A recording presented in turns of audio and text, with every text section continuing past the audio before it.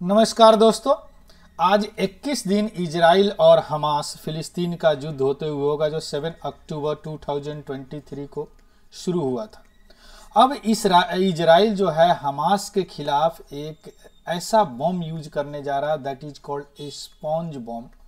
और ऐसा करने से हमास को बहुत बड़ा क्षति होगा। उनका सारा स्ट्रेटजी जो है, जो युद्ध करने का, वार करने का, उस पे एक तरह का बहुत बड़ा आघात होगा और लगभग उनका खेल खत्म हो जाएगा। सो ऐसा इजराइल ने प्लान किया है। तो in this video we will see what is the sponge bomb and where it will used by the Israel in the Israel Hamas war, and also we can say here the what is the Gaza metro और Gaza tunnel, जो कि Hamas का एक बहुत बड़ा protective shield है, we can से, जहां से वो युद्ध करते हैं और युद्ध करते हैं इजराइल के खिलाफ।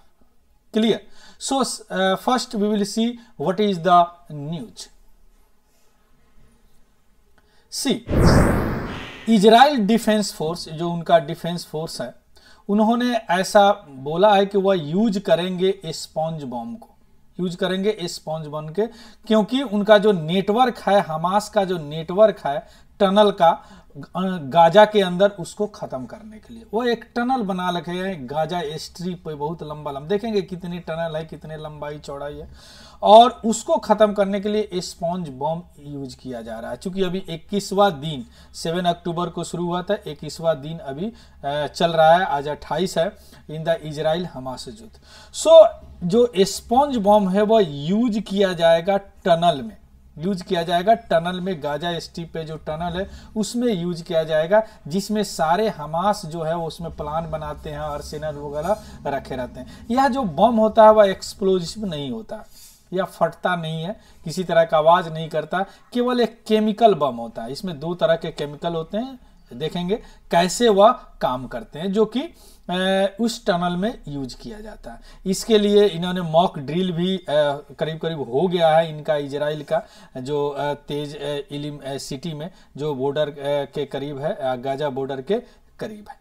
क्लियर। और यह जो फेस जो इन्फिल्ट्रेटर जो गाजा को में जो हमास है उनके खिलाफ जो जमीनी लड़ाई जिसको बोलते हैं, उसमें एक बहुत बड़ा मदद करेगा। तो अब देखते हैं हम what is the sponge bomb. See sponge bomb कुछ नहीं होता।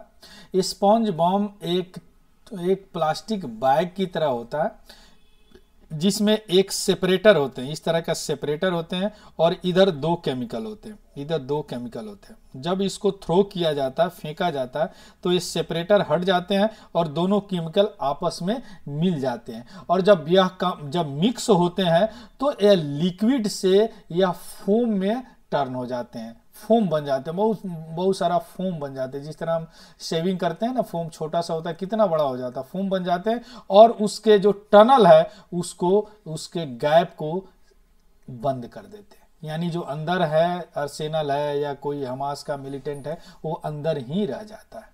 क्लियर। सो यह क्या करता है, ceiling of the gap. Clear.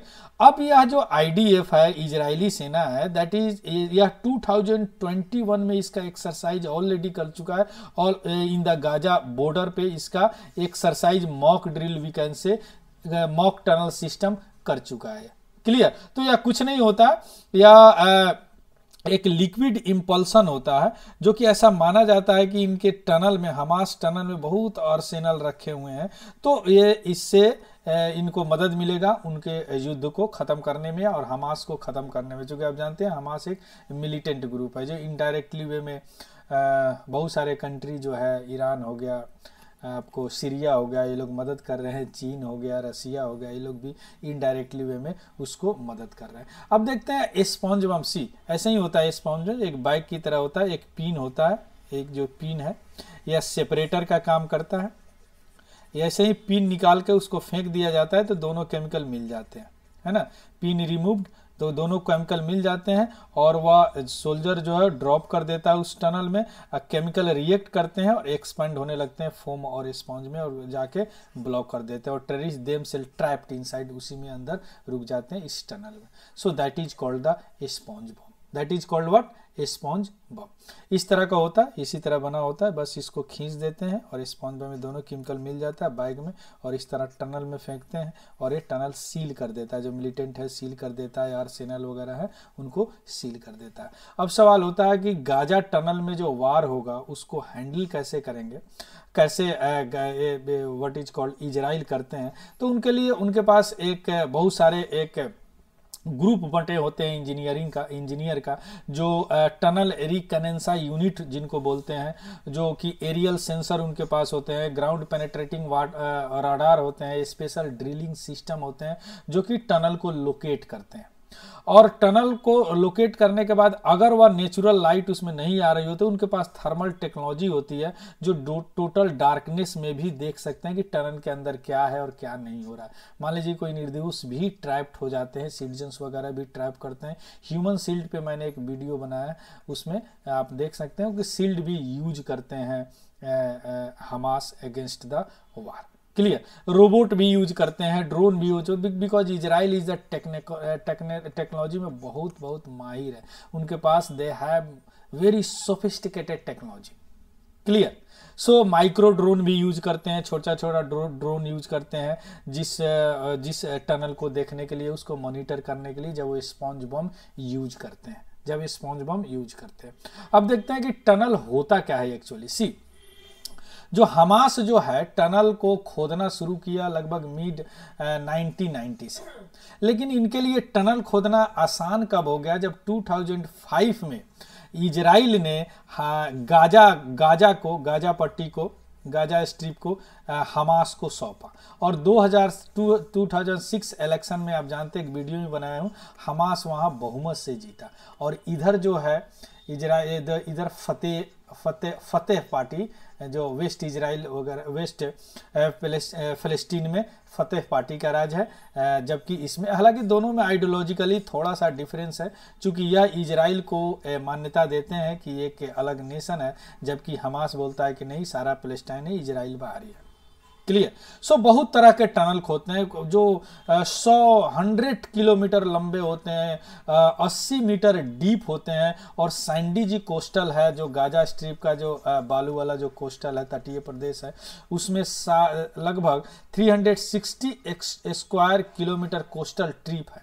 और इसी ट्रिप को कई बार हम गाजा मेट्रो भी करते हैं। गाजा मेट्रो इस तरह का ट्रिप होता है जिसमें बहुत सारे टनल होते हैं, सैंडी स्ट्रिप होता है, that is called Gaza tunnel and also called the Gaza metro, अब इसमें जो बैटल होते हैं, जो ब्लडी अर्बन बैटल बोले जाते हैं, इजराइल का गाजा मेट्रो से, वह एक मेट्रो था, एक बहुत बड़ा जो बोल सकते हैं प्रोटेक्टिव होता है अगेंस्ट द हमास।